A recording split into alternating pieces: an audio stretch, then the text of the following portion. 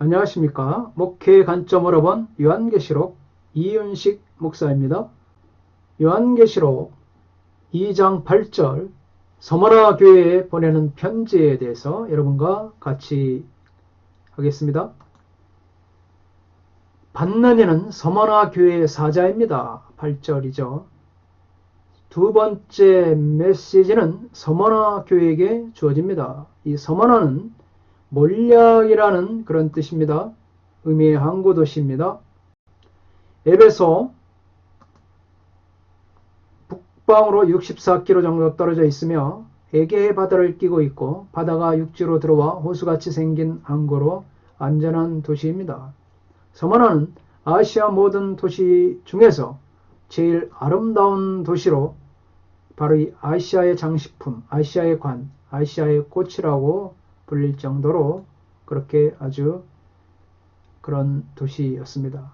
당시 응변가 아리스토텔레스는 서머나는 땅에서 하늘까지 닿은 아름다운 무지개라고 하였습니다. 이 파고스 언덕에 귀한 건물들이 서 있는데 이것을 서머나의 면류관이라고 그렇게 했습니다.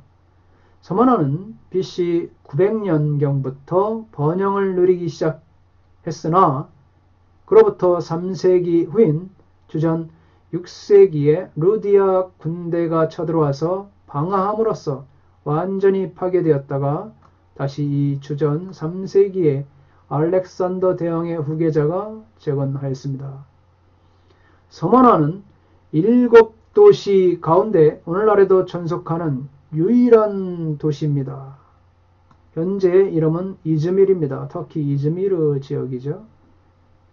서머나는 로마 제국과 원만한 관계를 유지했고 지방의회가 개최되는 4대 도시 가운데 하나죠. 그래서 이 4대 도시는 바로 에베소, 버가모, 4대, 서머나 이렇게 4대 도시 가운데 하나였습니다. 서머나는 황제 중심지로 잘 알려져 있습니다. 서머나만큼 가이사의 영광을 기리기 위하여 온갖 종류의 동상들이 세워졌던 도시는 없었습니다. 기원전 195년에 최초로 로마의 여신을 위한 신전을 건축하였습니다. 또 26년에는 로마에 대한 오랜 충성으로 말미암아 티베리우스 황제를 위한 신전을 건축했습니다. 또한 아드리안 황제, 유명한 폭군이었던 칼라큘라 황제를 위해 신전을 건축했으며 서머나는 주변의 전 지역의 황제 숭배를 위한 신전을 총괄하는 기능을 가지고 있었던 아주 로마 황제의 대표적인 도시가 서머나였습니다. 이러한 도시 특성으로 인하여 도시의 모든 부분이 황제 숭배와 관련이 되었습니다. 황제 숭배에 대한 압력은 이 도미티안 황제 시대 때 급격하게 증가했습니다. 그리고 서머나에는 유대인들이 많이 있었습니다. 이들은 유대 출신 그리스도인들로 말미암아 위기의식 때문에 이 황제 숭배를 거부하는 자들이라고 고소를 했어요.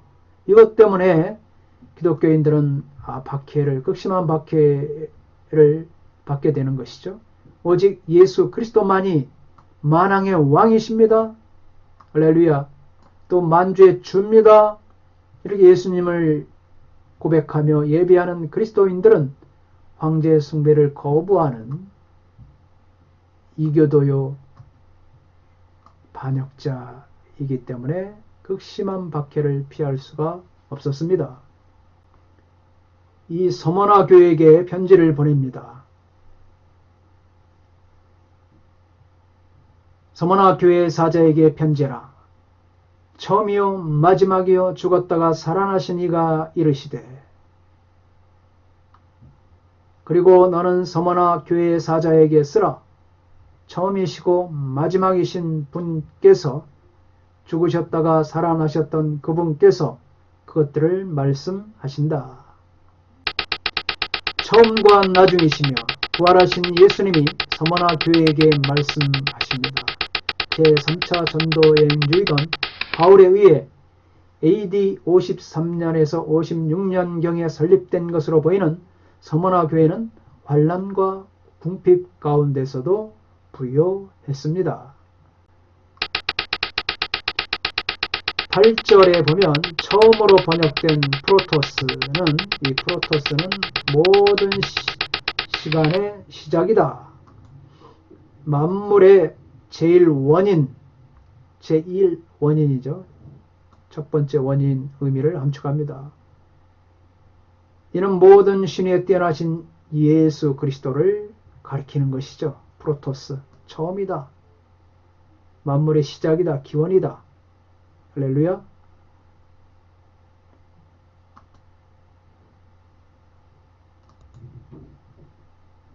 그래서 마지막 에스카토스죠.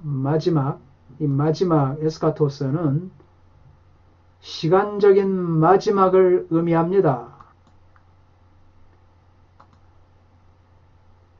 마지막은 시간적인 마지막을 의미하며 인류와 우주의 궁극적 결말과 연관된 표현입니다. 이것은 예수님은 창조주이시며 재림하여 역사를 종결하실 분, 그래서 처음과 마지막, 알파와 오메가, 처음 프로토스, 마지막 에스카토스. 할렐루야.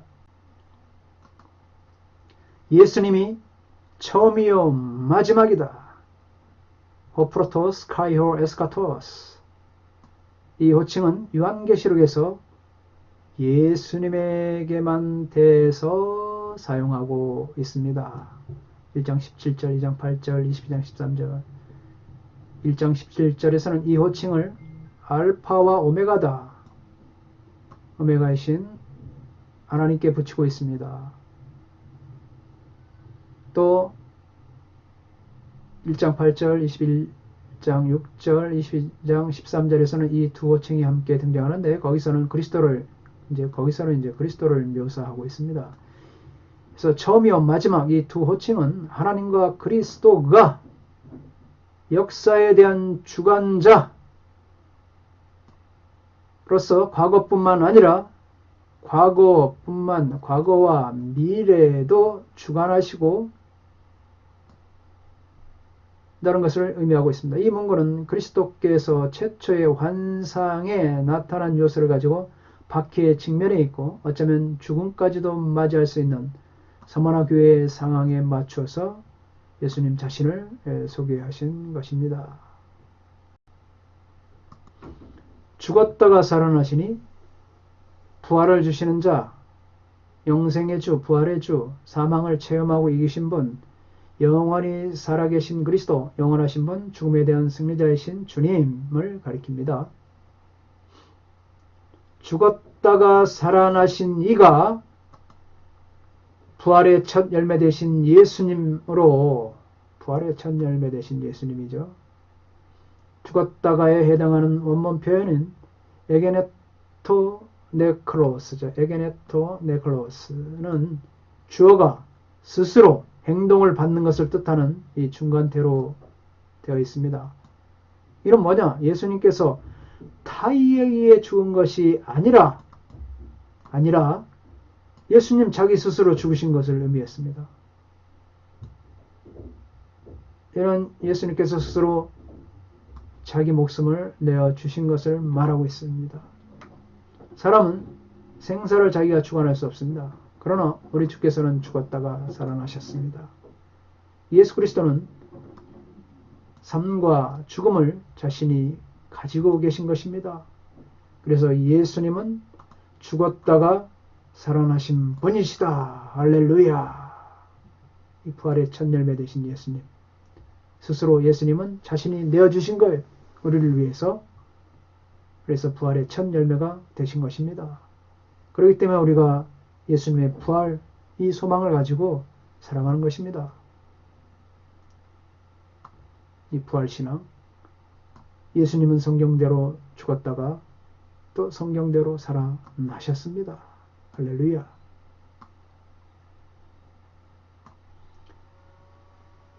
사람은 생사를 자기가 주관할 수 없습니다. 몸을 함부로 버릴 수가 없는 거예요. 생명을 끊을 수가 없는 것입니다. 그러나 우리 주께서는 죽었다가 살아나셨습니다. 예수 그리스도는 삶과 죽음을 자신이 갖고 계십니다. 처음이요 마지막이신 이와 죽었다가 살아나시니 이 주님의 모습은 이 교회에 참 잘 어울리는 것이죠. 왜냐? 사탄은 그리스도가 자신의 사역을 방해하고 이르지 못하게 하려고 예수님을 죽였습니다. 그러나 오히려 그 일로 예수님은 부활하여서 교회의 구원자가 되셨습니다. 그리스도는 환난을 당하셨으나 바로 이 승리한 분입니다. 예수님은 우리 범죄함을 인하여 내어줌이 되었고 또한 우리를 의롭다 하심을 위하여 살아나셨습니다. 로마서 4장 25절 말씀이죠. 우리의 의롭다 하심을 위해서 살아나셨습니다. 할렐루야! 주님을 찬양합니다. 내게 나누어줄 1000개의 목숨이 있다면 조선이 다 가져야 한다.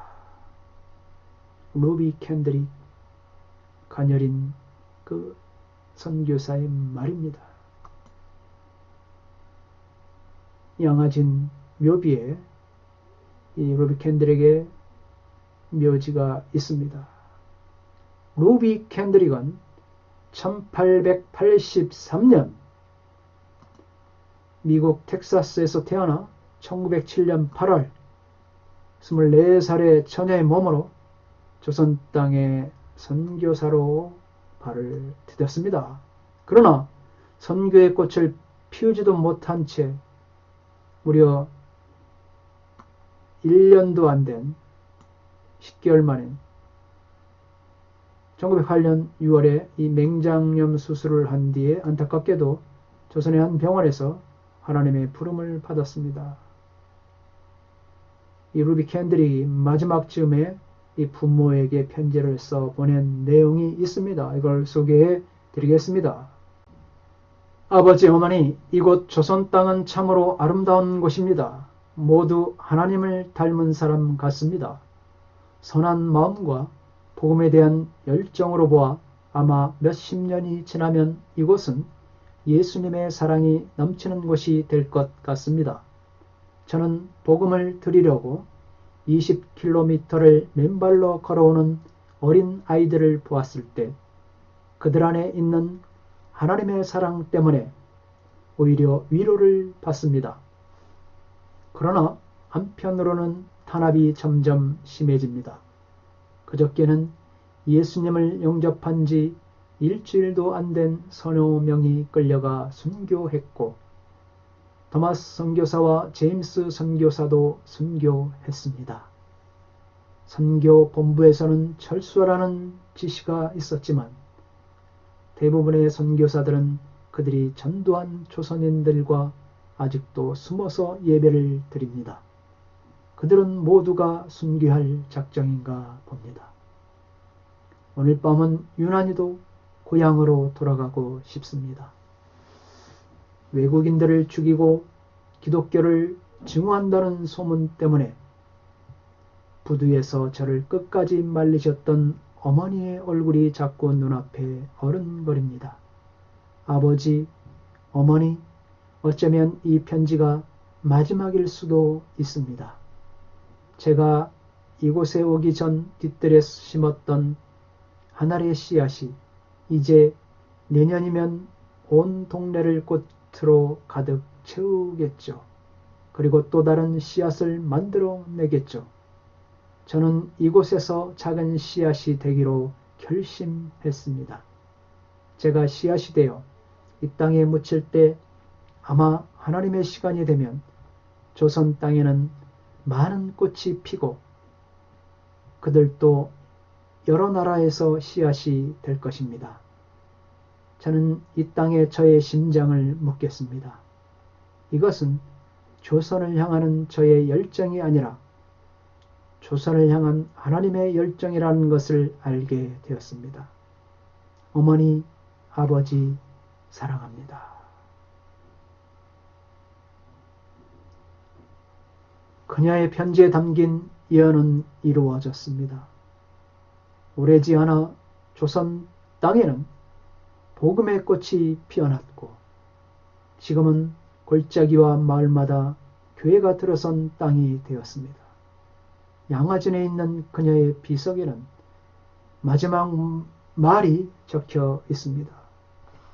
내게 나누어 줄 1000개의 목숨이 있다면 조선이 다 가져야 한다.